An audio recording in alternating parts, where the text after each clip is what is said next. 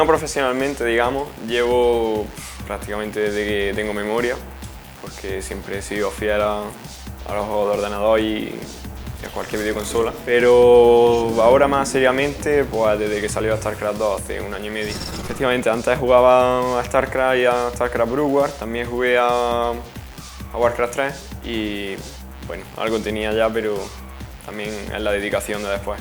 Es una parte de mi personalidad, creo yo, porque me considero una persona muy competitiva y en el fondo eso es lo que es el gaming, es demostrar que eres el mejor, venir a ganar, a competir y eso. Bueno, me gusta jugar mucho a Pro Evolution con mi hermano, somos fanáticos los dos y también juego a veces a Battlefield.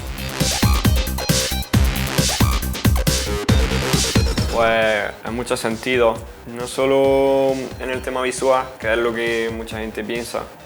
En el fondo también es importante, ¿no? Y hace crecer a un club, un patrocinador, pero también nos da unos soportes a los jugadores que son fundamentales. Llega un momento en el que con un material no puedes seguir creciendo y al tener a tu disposición un material de más calidad es fundamental.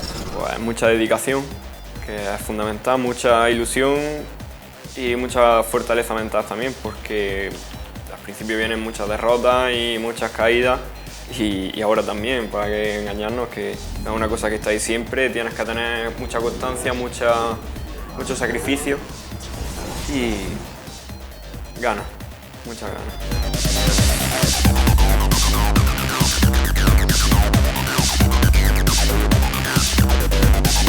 Siempre he jugado con teclados de membrana y cuando empecé a jugar con Strike la verdad es que noté la diferencia de la calidad del material con el que empezaba a competir.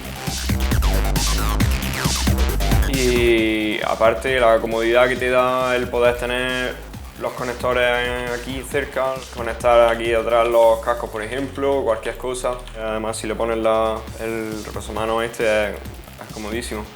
Y te da mucha comodidad jugando que al fin y al cabo es bastante importante, ¿no?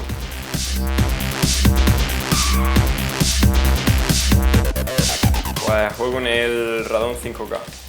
Cuando tú ajustas la sensibilidad en un juego, no tienes realmente conciencia de qué sensibilidad le estás dando, porque te lo suele poner en tanto por ciento.